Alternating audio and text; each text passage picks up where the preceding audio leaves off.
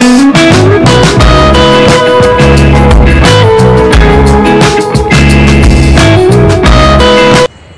Guys, welcome to my channel. నేను వర్ష దగ్గుపాటి. ఇవాళ మనం గుత్తి వంకాయ కర్రీ అండ్ జొన్న రొట్టె రెసిపీ ఎలా చేయాలో చూద్దాం.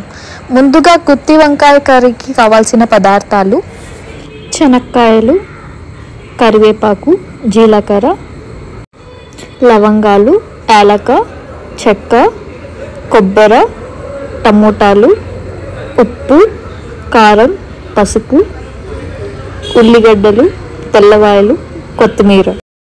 ముందుగా శనక్కాయలు, చెక్క, లవంగాలు, యాలకలు, కరివేపాకు, జీలకర్ర, ఎండు కొబ్బరి మిక్సీ చేసి గ్రైండ్ చేసి పక్కన పెట్టుకోవాలి. తర్వాత ఉల్లిగడ్డ, టమోటాని చిన్నగా తరిగి పక్కన ఉంచుకోవాలి.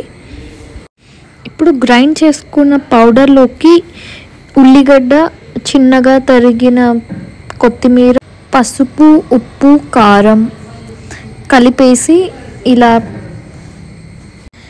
వీడియోలో చూపించిన విధంగా మన వంకాయలోకి ఈ స్టఫ్ మొత్తం పెట్టేసుకోవాలి. తర్వాత స్టవ్ ఆన్ చేసుకొని కడాయి పెట్టుకోవాలి. కావాల్సినంత ఆయిల్ వేసుకొని అందులోకి జీలకర్ర, ఆవాలు, కరివేపాకు వేసి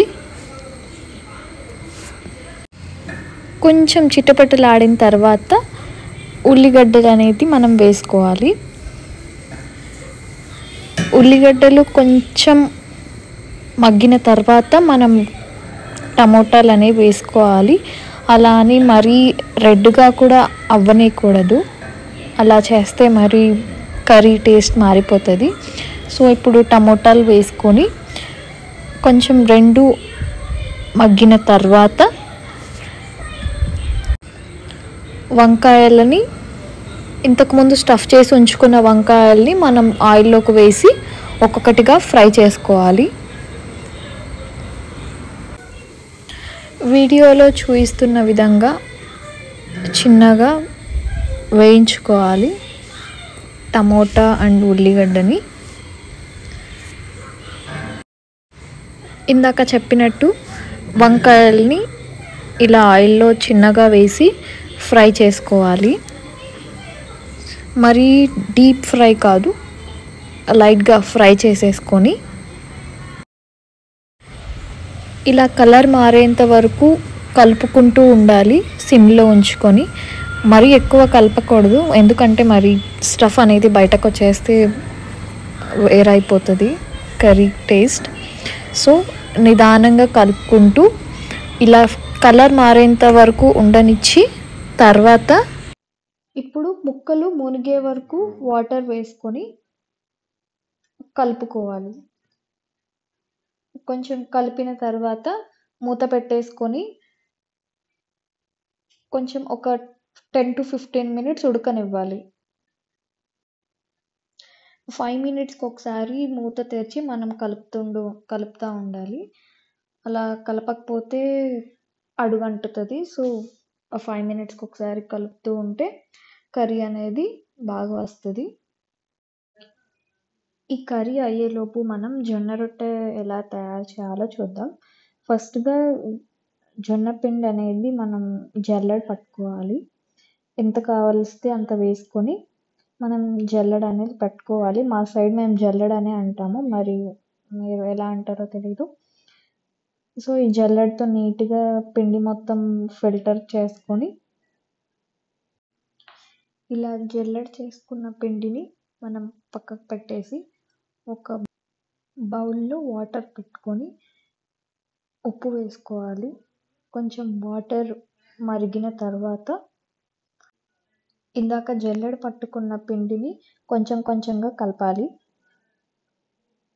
సో మనకు కొంచెం కొంచెంగా వేసుకుంటూ కలుపుకుంటూ ఉండాలి. వాటర్లోకి మనకు పిండి బాగా కలిసిన తర్వాత మనం గట్టిగా అనేది అవుతుంది.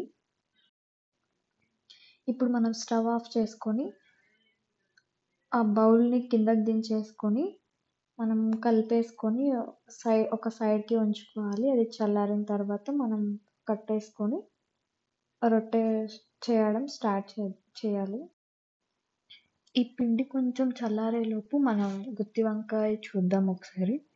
ఇలాగా ఉడికేటప్పుడు కొంచెం బెల్లం ముక్క వేస్తే వంకాయ అనేది కొంచెం టేస్ట్‌గా ఉంటది. ఒకసారి ట్రై చేయండి ఈ టిప్. రాయలసీమ వారి గుమగుమలాడే గుత్తి వంకాయ రెసిపీ రెడీ.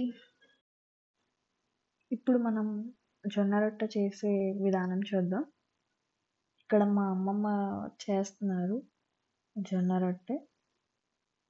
మా అమ్మమ్మ ఇప్పటికి ఒక 50 ఇయర్స్ నుంచి చేస్తున్నారు. చాలా అందులో మా అమ్మమ్మకి జొన్న రొట్టె అంటే చాలా ఇష్టం. మేమెప్పుడు రైస్ ఐటమ్స్ కానీ, ఫ్రైడ్ రైస్ కానీ ఇలాంటివి చెప్తాం. మా అమ్మమ్మ మాత్రం జొన్న రొట్టె చికెన్ కానీ, జొన్న రొట్టె వంకాయ కర్రీ కానీ ఇలాగా చెయ్యటము, తినటం 2 ఇష్టం. అమ్మమ్మ నీ చిన్నప్పుడు మీరు రొట్టెలు ఎలా చేసుకునేవాళ్ళు? ఎన్ని చేసుకునేవాళ్ళు? ఎలా ఉండేది? రొట్టెకు నీళ్లు వేడి చేసుకొని దాంట్లో ఉప్పు వేసి పిండి పోసుకొని చేసుకునే వాళ్ళం. దాన్ని అంతా మెత్తగా చేసి కింద పెట్టి మరి అట్లా అంతా బాగా పిసికి రొట్టె తింటది. ఎన్ని రొట్టెలు చేసుకుంటుండే ఒక మీరు? 20 రొట్టెలు ఆలు చేస్తా ఉంటాం మేము మా అమ్మ వాళ్ళ ఇంట్లో. తర్వాత తాత వాళ్ళ మళ్ళా ఇంటికి వెళ్ళిన పెళ్లి తర్వాత అయిపోయినాక అక్కడ చేసిన అట్లా 20 రొట్టెలు అలా. అంటే ఒకరే 20 రొట్టెలు చేయడమా లేదంటే ఒక్కరే 20 రొట్టెలు నేను ఒక్కదాన్ని చేసేదాన్ని. పొట్టి పిండి కింద వేసుకోవాలా, పొడి పిండి వేసుకొని రొట్టెని తట్టుకున్నప్పుడు బాగా వస్తుంది అది. మనకు ఎక్కువ ఎలుపు కావాలనుకుంటే ఇది లకిన కట్టితో రుద్దుకోవాలా. మా సైడ్ మేము లకిన్ కట్ అని అంటాము. మా రాయలసీమ లకిన కట్టి అనుకుంటాం ఇక్కడ ఇది రాయలసీమ సైడ్. చుట్టూ ఈ పర్రెలు పోకుండా రొట్టెల్ని చుట్టూ అనుకొని ఎంత నువ్వైనా తట్టుకోవచ్చు. పెద్దగైనా రొట్టె ఎంత ఎలుపు తట్టినా వస్తుంది అది. మనం లకిన్ కట్ తో నీట్గా అనుకున్న తర్వాత మనం చేత్తో ఇలా తట్టుకోవడం వల్ల మనకి చివర్లు అనేది చీలకుండా నీట్గా వస్తుంది అనమాట. అంటే మనకు రొట్టె అనేది నీట్గా వస్తుంది, రౌండ్గా వచ్చేస్తుంది. సో మనం ఇలాగ ఎంత పెద్దగా కావలిస్తే అంత పెద్దగా తట్టుకోవచ్చు అనమాట.